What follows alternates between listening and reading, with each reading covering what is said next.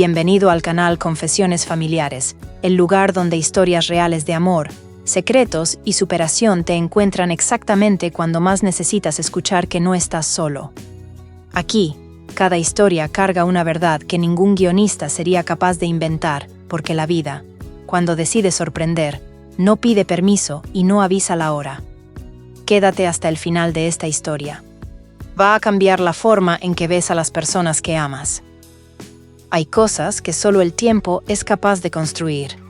No el dinero, no la suerte, no el talento. Solo el tiempo, con su paciencia silenciosa, va depositando capa por capa todo aquello que un día llamamos vida. Valeria Andrade tenía 64 años cuando se dio cuenta de que había pasado más de la mitad de ellos al lado del mismo hombre. No de forma resignada, no por falta de elección, sino porque cada vez que miraba a Ricardo, mientras dormía, mientras tomaba el café sin darse cuenta de que ella lo observaba, mientras arreglaba algo en la casa con esa determinación tranquila que era solo suya, entendía, de nuevo, por qué había elegido quedarse. Se habían conocido en una tarde de octubre, en una fila de banco en la que nadie quería estar. Valeria sostenía una carpeta llena de documentos para el primer financiamiento de su vida, un apartamento pequeño, pero completamente suyo. Ricardo estaba 2 lugares atrás, con una corbata mal anudada y un formulario que no sabía llenar correctamente. Ella había notado primero su nerviosismo. Después, cuando él pidió disculpas por rozarla sin querer, había notado los ojos. Eran ojos que parecían cargar cosas. No tristeza, no alegría, necesariamente, sino profundidad, como si detrás de ellos existiera un mundo entero que él raramente le mostraba a nadie. ¿Sabes llenar este campo?, había preguntado él, sin ceremonia, señalando el formulario. Ella había mirado, corregido un error y devuelto el papel sin decir nada. Él había sonreído. Ella había desviado la mirada. 3 semanas después, se encontraron de nuevo en el mismo banco. Esta vez, él no necesitaba ayuda con ningún formulario. Pero fingió que la necesitaba. Ella se dio cuenta y dejó que fingiera. Se casaron 2 años después, en una ceremonia sencilla, con más emoción que flores y más verdad que discursos. El padre de Valeria, que no era hombre de muchas palabras, había sostenido las manos de los dos a la salida de la iglesia y dicho solamente: «Cuídense el uno al otro». Guardaron esa frase como si fuera una promesa sagrada. Y durante 40 años habían intentado cumplirla. Tuvieron un hijo, Daniel, que heredó los ojos profundos del padre y la terquedad determinada de la madre. Construyeron una casa que olía a café por las mañanas y tenía plantas en cada ventana, porque Valeria no podía resistirse a ningún brote en oferta. Ricardo se quejaba de las plantas, pero siempre regaba las que ella olvidaba. La vida que construyeron no era glamorosa, era real. Tenía cuentas por pagar, meses más difíciles, discusiones que terminaban con uno de los dos durmiendo en el borde de la cama por terquedad antes de rendirse y acercarse en medio de la madrugada. Tenía silencios cómodos en el sofá después de cenar. Tenía el hábito de él de dejar siempre un vaso de agua en el lado de la cama de ella antes de dormir, incluso cuando estaban peleados. Tenía la forma en que ella siempre colocaba el cojín favorito de él en el rincón correcto sin necesitar pensarlo. Son esas cosas pequeñas y constantes que, sin que uno se dé cuenta, van convirtiéndose en el cimiento de todo. Y es exactamente por eso que, cuando algo amenaza ese cimiento, el miedo que viene no es solo el miedo de perder a una persona, es el miedo de perder el suelo entero. Valeria no sabía decir con exactitud cuándo había comenzado a notar que algo estaba diferente en Ricardo. No fue algo dramático. No hubo una escena, una discusión reveladora, un comportamiento obviamente sospechoso que pudiera señalarse con precisión. Fue más sutil que eso. Fue la suma de pequeñas cosas que, solas, no significaban nada, pero que juntas formaban un dibujo que ella no podía dejar de ver. Empezó a dormir menos. No un insomnio agitado, era diferente. Era como si necesitara menos sueño, como si algo dentro de él lo mantuviera funcionando en estado de alerta constante. Ella despertaba a las 3 de la madrugada, y encontraba el lado de él vacío. Se levantaba y lo encontraba en la sala, sentado en su silla de siempre, con un libro abierto en el regazo que no estaba leyendo. Él decía que era estrés del trabajo. Ella lo aceptaba porque estaba acostumbrada a aceptar las pausas de Ricardo. Él siempre había necesitado espacio para procesar las cosas antes de hablar. Era su naturaleza. Pero había algo más, algo en los ojos.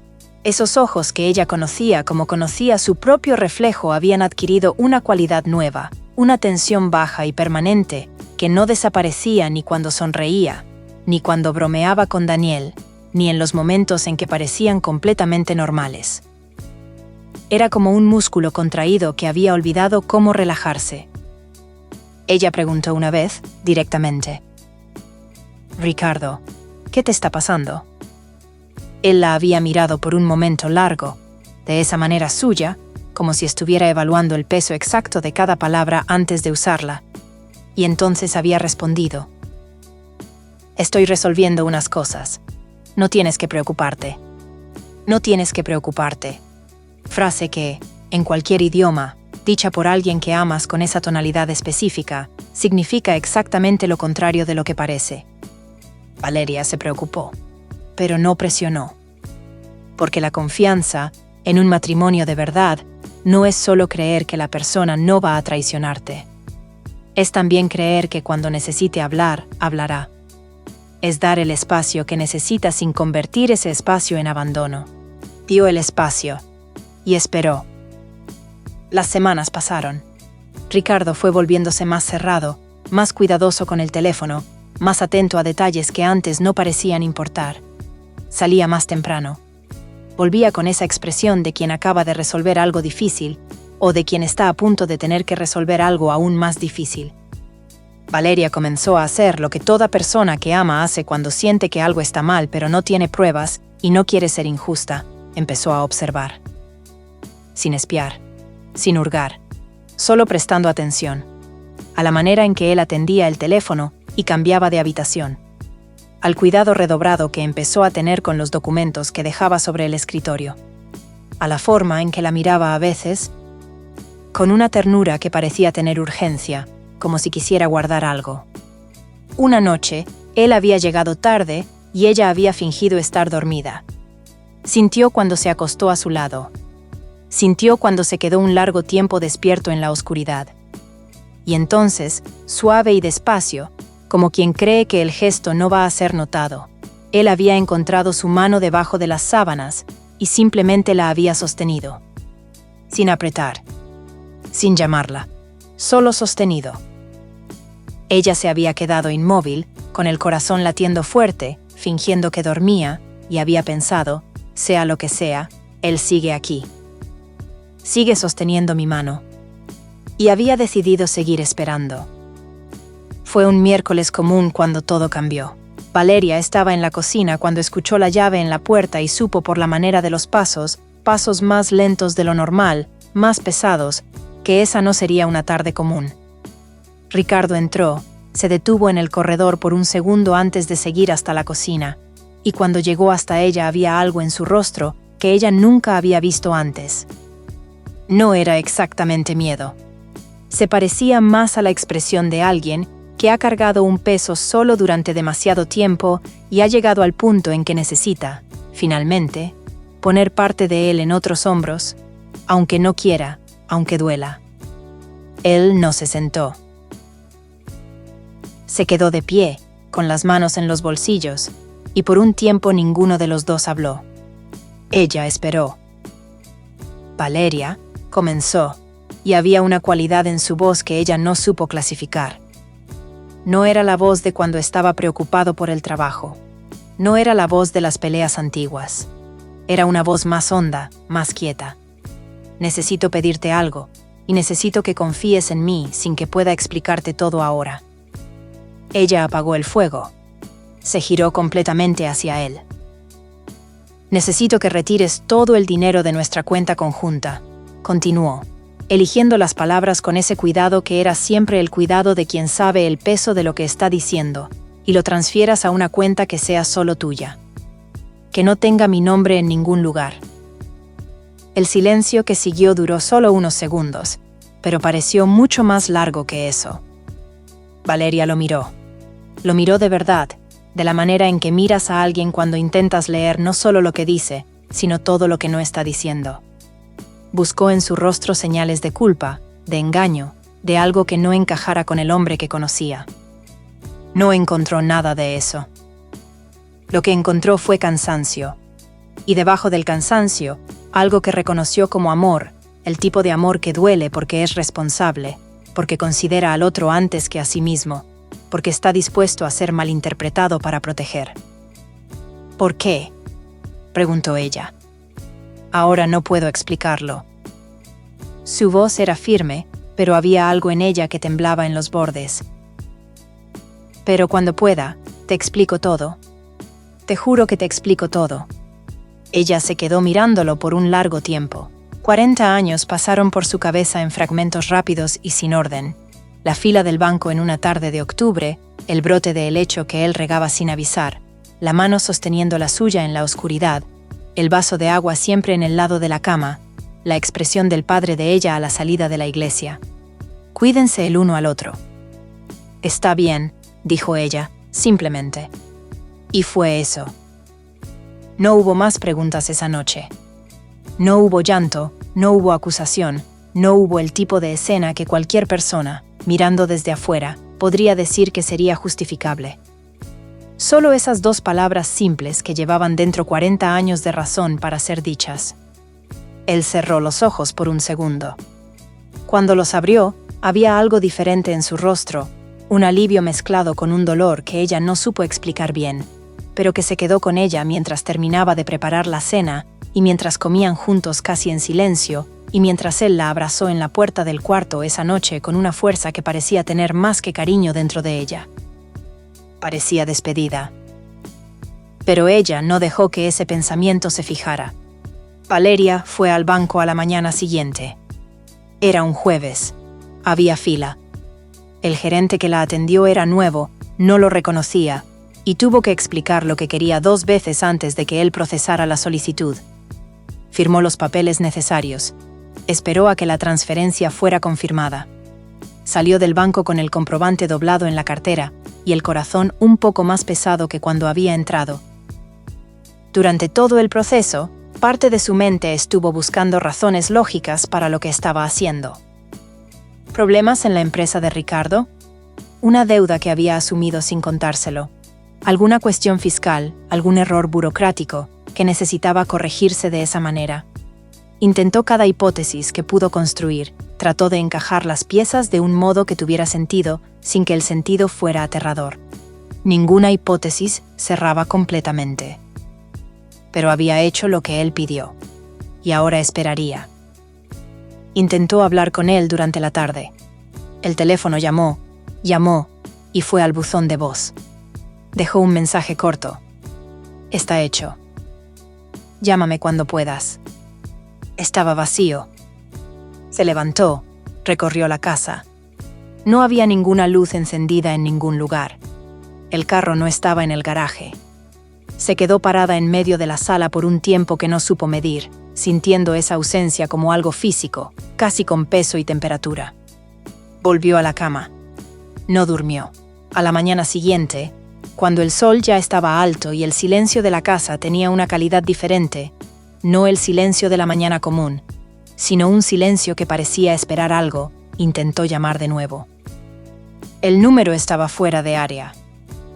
Las primeras 24 horas fueron de una ansiedad que ella intentó controlar con lógica. Tal vez estuviera en una zona sin señal. Un viaje de trabajo no planificado, alguna emergencia que exigía presencia inmediata. Había ocurrido antes, no con frecuencia, pero había ocurrido. Se convenció de que había una explicación simple. Las segundas 24 horas fueron más difíciles. Llamó a la empresa donde él trabajaba. La secretaria, una mujer que Valeria conocía desde hacía años, se quedó en silencio por un momento antes de decir que Ricardo había pedido una licencia no especificada hacía algunos días, que no había previsión de regreso. Valeria colgó el teléfono y se quedó sentada en la silla de la cocina por un largo tiempo. Nadie más sabía el paradero de Ricardo. Ni los compañeros de trabajo, ni los 2 amigos cercanos que se atrevió a contactar con cuidado, sin querer sonar alarmante. Ni la hermana de él que vivía en otra ciudad y que se preocupó genuinamente cuando Valeria llamó fingiendo que era una pregunta casual. Al final de las 72 horas, cuando el mundo parecía haber asumido una calidad irreal, como cuando tienes fiebre y los contornos de las cosas se vuelven levemente imprecisos, el timbre sonó. Era Daniel.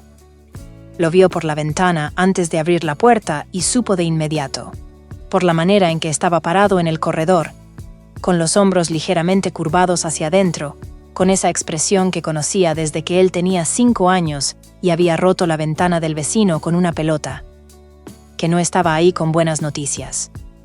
Abrió la puerta. Él entró. Se sentó en la misma silla en que siempre se había sentado en la cocina de ellos desde pequeño.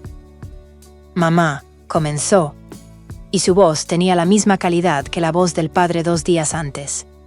Esa voz de peso, de cosa seria dicha con cuidado. «Necesito contarte algo sobre papá». Hacía meses que Daniel venía guardando un secreto. No era un secreto que él hubiera elegido guardar, era un secreto que había llegado hasta él sin pedir permiso, de la manera en que las verdades inconvenientes suelen llegar, poco a poco, en pedazos que solos no significan nada, pero que van juntándose hasta que ya no puedes fingir que no ves el dibujo que forman. Había comenzado con un documento. Daniel trabajaba en el área de contabilidad, y por una de esas coincidencias que parecen demasiado pequeñas para ser significativas hasta que resultan ser lo contrario, había pasado por un análisis de rutina en contratos de una empresa asociada. El nombre de la empresa no le dijo nada de inmediato. Pero había allí una firma que conocía muy bien. La firma del padre. En un contrato que, por los números y las fechas, era imposible que Ricardo hubiera firmado consciente y voluntariamente. Daniel no fue a su padre con eso de inmediato. Parte de él esperaba, casi suplicaba, que hubiera una explicación simple. Un error, una confusión de nombres, algo que deshiciera esa piedra en el estómago que se había instalado en el momento en que reconoció esa caligrafía familiar en un lugar en que no debería estar. Pero cuanto más jalaba el hilo, más el ovillo se deshacía. Había más contratos. Con otras firmas que parecían ser de Ricardo, pero que diferían en detalles sutiles, detalles que alguien sin entrenamiento quizás no notaría, pero que para Daniel, que había crecido viendo a su padre firmar documentos, eran visibles como una luz en la oscuridad. Había movimientos financieros, transferencias entre cuentas que trazaban un camino tortuoso pero que, cuando las ponías en orden cronológico, contaban una historia muy específica. La historia de alguien usando sistemáticamente la identidad y la reputación de Ricardo para operar en un esquema que él claramente no sabía, o que, si sabía, no había autorizado. Daniel había pasado meses construyendo ese mapa con la meticulosidad que heredó del padre, guardando cada descubrimiento en una carpeta digital protegida por contraseña, verificando y reverificando cada información antes de añadirla al conjunto, con ese miedo particular de quien está a punto de revelar una verdad que va a cambiar muchas cosas. Y entonces, semanas atrás, había hecho el descubrimiento que cambió el carácter de toda la investigación. Dentro de los mismos archivos, oculta en una estructura de carpetas que claramente había sido creada para no ser encontrada fácilmente, había otra carpeta digital, con el nombre de Valeria. Dentro de ella, una carta. La carta no tenía fecha. Tenía la letra del padre, la letra verdadera, no las firmas falsificadas, sino la letra que Daniel había visto en tarjetas de cumpleaños y listas del supermercado y notas dejadas en el refrigerador durante toda su vida. Había comenzado con un documento. Daniel trabajaba en el área de contabilidad, y por una de esas coincidencias que parecen demasiado pequeñas para ser significativas hasta que resultan ser lo contrario, había pasado por un análisis de rutina en contratos de una empresa asociada. El nombre de la empresa no le dijo nada de inmediato. Pero había allí una firma que conocía muy bien. La firma del padre. En un contrato que, por los números y las fechas, era imposible que Ricardo hubiera firmado consciente y voluntariamente. Daniel no fue a su padre con eso de inmediato. Parte de él esperaba, casi suplicaba, que hubiera una explicación simple. Un error, una confusión de nombres, algo que deshiciera esa piedra en el estómago que se había instalado en el momento en que reconoció esa caligrafía familiar en un lugar en que no debería estar. Pero cuanto más jalaba el hilo, más el ovillo se deshacía. Había más contratos, con otras firmas que parecían ser de Ricardo, pero que diferían en detalles sutiles, detalles que alguien sin entrenamiento quizás no notaría, pero que para Daniel, que había crecido viendo a su padre firmar documentos, eran visibles como una luz en la oscuridad. Había movimientos financieros, transferencias entre cuentas que trazaban un camino tortuoso, pero que, cuando las ponías en orden cronológico, contaban una historia muy específica. La historia de alguien usando sistemáticamente la identidad y la reputación de Ricardo para operar en un esquema que él claramente no sabía, o que, si sabía, no había autorizado. Daniel había pasado meses construyendo ese mapa con la meticulosidad que heredó del padre, guardando cada descubrimiento en una carpeta digital protegida por contraseña, verificando y reverificando cada información antes de añadirla al conjunto, con ese miedo particular de quien está a punto de revelar una verdad que va a cambiar muchas cosas. Y entonces, semanas atrás, había hecho el descubrimiento que cambió el carácter de toda la investigación. Dentro de los mismos archivos, oculta en una estructura de carpetas que claramente había sido creada para no ser encontrada fácilmente, había otra carpeta digital, con el nombre de Valeria. Dentro de ella, una carta. La carta no tenía fecha. Tenía la letra del padre, la letra verdadera, no las firmas falsificadas, sino la letra que Daniel había visto en tarjetas de cumpleaños y listas del supermercado y notas dejadas en el refrigerador durante toda su vida. Cuida a tu madre. Y dile que cada decisión que tomé fue tomada pensando en ella primero. Daniel había leído ese fragmento para Valeria sentado en la cocina, con la voz firme de la manera en que los hijos se mantienen firmes cuando necesitan ser fuertes por sus padres, y Valeria había escuchado con las manos sobre la mesa y los ojos secos porque a veces la emoción es demasiado grande para caber en lágrimas. Las autoridades iniciaron una investigación formal. No fue rápido. No fue simple. No fue el tipo de cosa que se resuelve en días o semanas con una claridad satisfactoria y un final ordenado. Fue el tipo de proceso lento y meticuloso que los procesos legales serios siempre son, lleno de idas y venidas, de informaciones que llegaban en fragmentos, de respuestas que generaban nuevas preguntas. Pero fue real. Las pruebas que Ricardo había reunido, organizadas con la paciencia y la precisión de alguien que sabía que cada detalle podría ser la diferencia entre justicia e impunidad, fueron combinadas con lo que Daniel había descubierto por cuenta propia, y juntas formaron un conjunto que las autoridades describieron, con ese lenguaje contenido y técnico de quien lidia con esto profesionalmente, como sustancial y consistente. Empresas fantasma fueron identificadas. Contratos fraudulentos fueron peritados. Movimientos bancarios fueron rastreados por especialistas que sabían exactamente dónde y cómo mirar. Y nombres fueron apareciendo.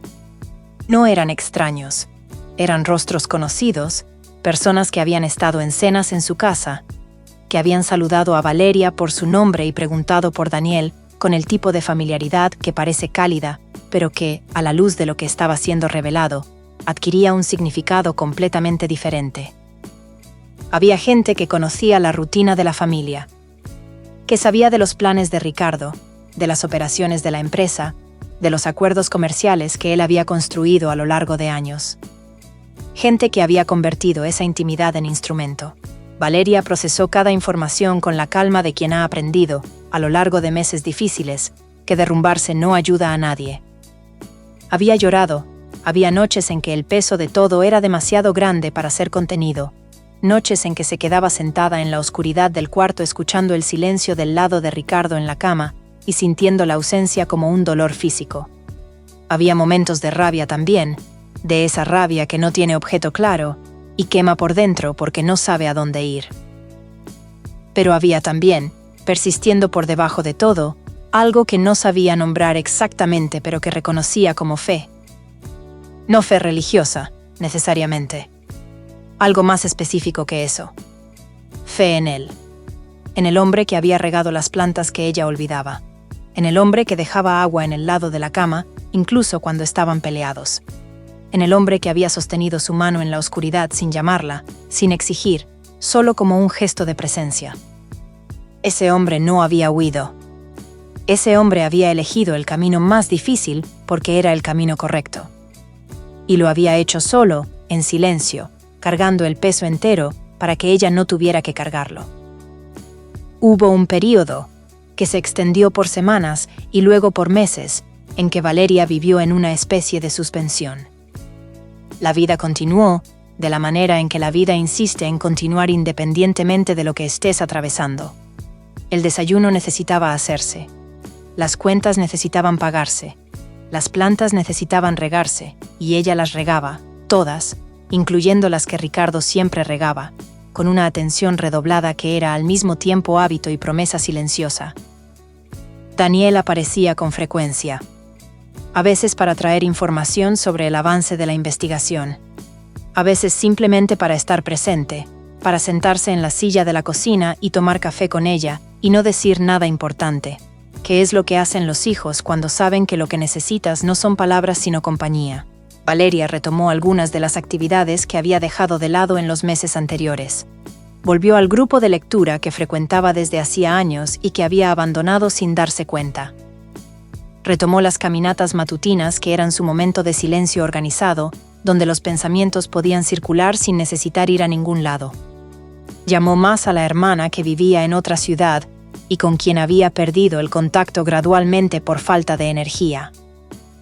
Había días buenos y días difíciles. Había mañanas en que despertaba con una claridad casi tranquila, convencida de que todo terminaría bien. Había noches en que el pensamiento de que él podría no volver se instalaba con una firmeza aterradora y necesitaba ser alejado con esfuerzo deliberado. La investigación progresaba. Los responsables fueron siendo identificados y poco a poco, los engranajes de la justicia fueron moviéndose de la manera lenta e inevitable que tienen cuando están bien alimentados de pruebas. Pero Ricardo seguía sin dar señales.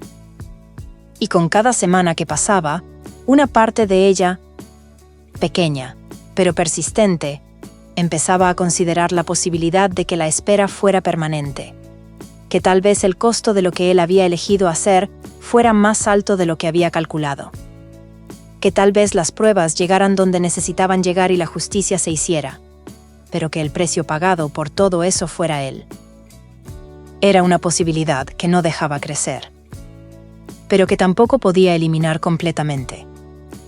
Había una tarde en particular, un domingo de lluvia fina, con el olor específico a tierra mojada que la ciudad tenía en ciertos días de invierno, en que estaba sentada en la ventana de la sala, mirando la calle y pensó, con una honestidad brutal consigo misma: ¿y si no vuelve? ¿Qué queda? La respuesta que vino no fue la que esperaba. Lo que quedaba era todo lo que habían construido. No el dinero, ese había quedado seguro gracias a su decisión de confiar. No la casa, no los bienes materiales. Lo que quedaba era la manera en que había aprendido a ver el mundo a su lado. La paciencia que había desarrollado. La firmeza que había descubierto en sí misma durante esos meses. El hijo que habían criado y que estaba allí, sentándose en la silla de la cocina, siendo fuerte cuando necesitaba ser fuerte y siendo hijo cuando necesitaba ser hijo. Todo eso permanecía, independientemente de cualquier cosa. Y entonces entendió algo que no había entendido antes. El amor real no es aquel que exige que el otro siempre esté presente para seguir existiendo.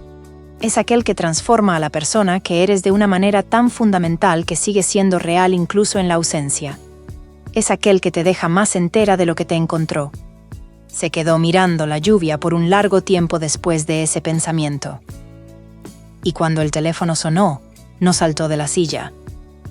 Pero cuando vio el número en la pantalla, un número que no reconoció de inmediato, pero que algo dentro de ella identificó antes de que el cerebro lo procesara, sintió el corazón hacer esa cosa específica que hace cuando algo muy importante está a punto de suceder. No fue como en las películas. No hubo música. No hubo iluminación dramática. No hubo el tipo de escena construida para ser recordada. Fue la voz de él al teléfono, primero.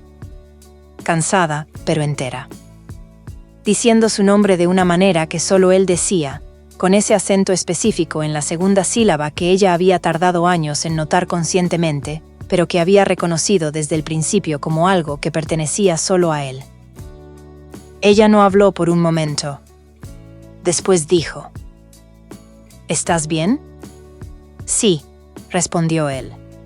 Y había en ese sí todo el peso de meses de ausencia, de decisiones difíciles, de un camino que había sido mucho más largo y mucho más costoso de lo que cualquiera había planeado. Él volvió 3 días después. Llegó en una tarde común, en carro alquilado, con una maleta pequeña y esa expresión que ella había aprendido a leer a lo largo de más de 4 décadas. El rostro de Ricardo cuando está llegando a casa después de mucho tiempo fuera, una mezcla de alivio y de algo parecido a vergüenza, esa vergüenza de quien sabe que causó preocupación y lo carga. Valeria estaba en la puerta cuando llegó. Él se detuvo en el jardín y la miró por un momento que duró solo algunos segundos, pero que pareció mucho más grande que eso. Y entonces dijo, con esa voz de peso que ella había aprendido a conocer: «Sé que necesito explicar muchas cosas». «Necesitas», concordó ella. «Y voy a explicar todo». «Vas a explicar». Subió los 3 escalones del jardín hasta la entrada. Se detuvo frente a ella. Estaba más delgado. Había una fatiga en sus ojos que era diferente al cansancio común. Era el tipo de fatiga que viene de meses de tensión sostenida, de vivir en estado de alerta permanente, de cargar un peso que no puede dividirse. Ella lo miró por un largo tiempo. Después puso la mano en su rostro de la manera en que tocas algo precioso que estuvo en riesgo. Él cerró los ojos. Y fue eso. No hubo gran discurso. No hubo la escena dramática que tantos meses de espera podrían parecer exigir.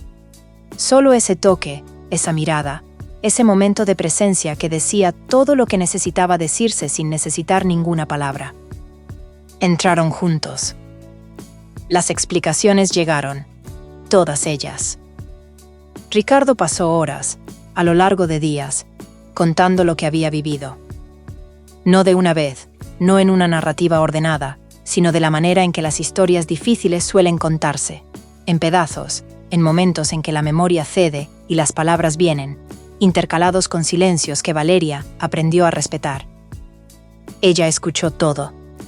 Hizo pocas preguntas, las preguntas esenciales, aquellas que necesitaban respuesta para que pudiera entender. Y cuando necesitó tiempo para procesar algo difícil, lo dijo claramente, y él respetó. No fue simple, no fue sin dolor. Había rabia, en algunos momentos, rabia de que él hubiera elegido cargar aquello solo durante tanto tiempo, de que hubiera meses en que ella había estado a su lado sin saber lo que estaba ocurriendo, de que él hubiera juzgado que protegerla significaba dejarla fuera de algo que era de ambos.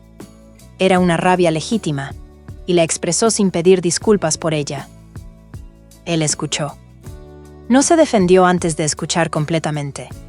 Y cuando respondió, no fue para justificarse, sino para ser honesto sobre los miedos que había tenido, el miedo de que, si ella supiera, quedara en peligro. El miedo de que, involucrada, se convirtiera en un blanco. El miedo de que la única forma de mantenerla segura fuera mantenerla desinformada. Me equivoqué en algunas cosas, dijo, en uno de los momentos más honestos de esas conversaciones.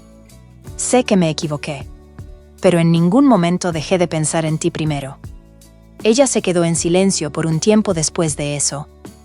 Lo sé, dijo, eventualmente. Siempre lo supe. Y era verdad. Lo había sabido, incluso en los momentos más difíciles, incluso en las noches más largas, incluso cuando el pensamiento de que no volvería se instalaba con más firmeza de lo que le hubiera gustado. Lo había sabido porque conocía al hombre. Conocía su carácter con la intimidad de quien ha convivido durante décadas.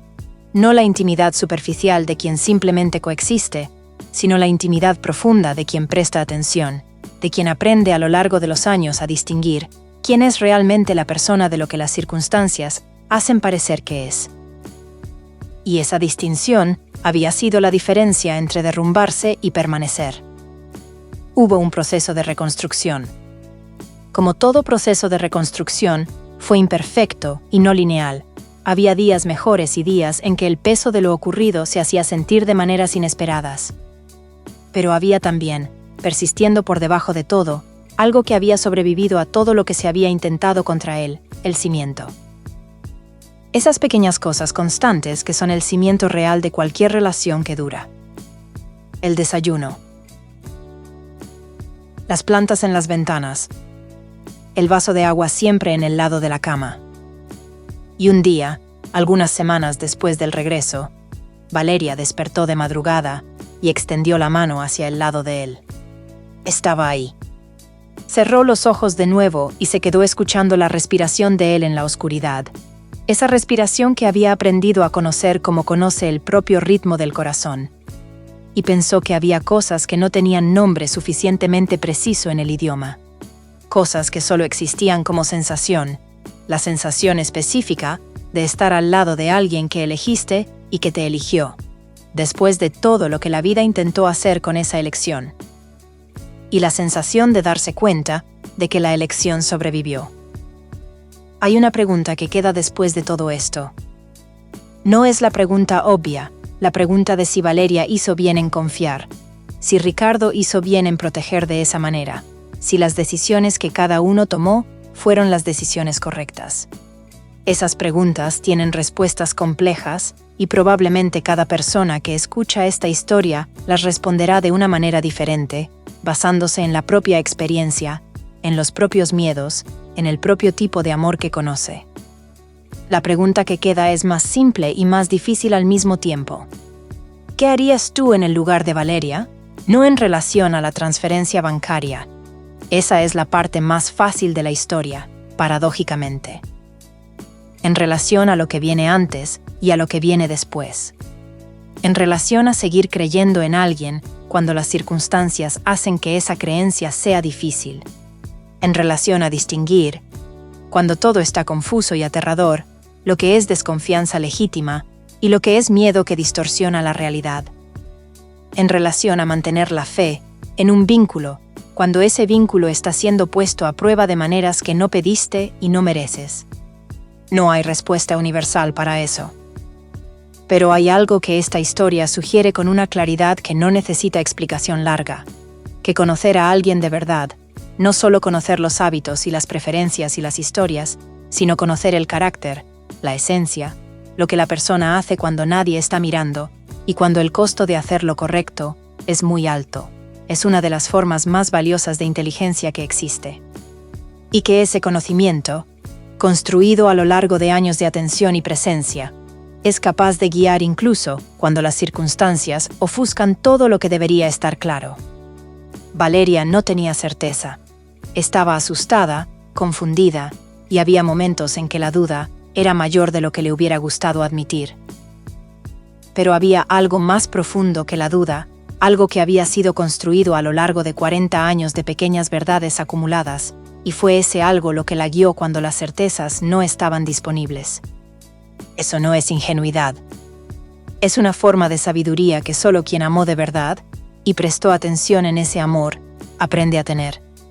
El mensaje que esta historia lleva no es que debes confiar ciegamente. Es que vale la pena construir, a lo largo del tiempo, el tipo de conocimiento profundo de otra persona que permite distinguir la ceguera de la claridad. Que vale la pena prestar atención no solo a las palabras, sino a los gestos más pequeños y constantes que revelan quién es alguien realmente. Que la confianza no es una decisión tomada en un momento de crisis, es el resultado de años de evidencias acumuladas sobre quién una persona elige ser, repetidamente, cuando las elecciones cuestan algo.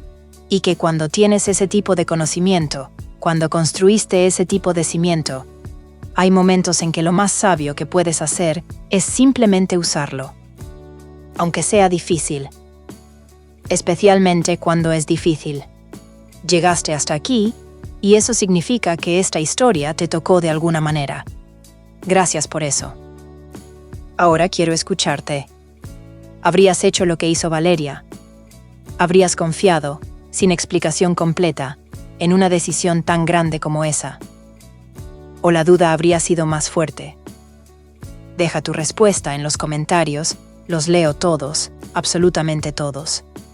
Y si tienes una historia parecida, de un momento en que necesitaste confiar cuando confiar era difícil, compártela también. Esas historias son el corazón de este canal. Si esta historia te movió de alguna manera, deja tu like. Ayuda más de lo que imaginas a hacer que otras personas encuentren este contenido. Suscríbete al canal y activa la campanita para no perderte las próximas historias. Cada semana hay una nueva, sobre amor, sobre familia, sobre secretos que destruyen y secretos que salvan, sobre las verdades que la vida guarda para la hora menos esperada. Nos vemos en la próxima historia. Canal Confesiones Familiares, porque toda familia guarda una historia que merece ser contada.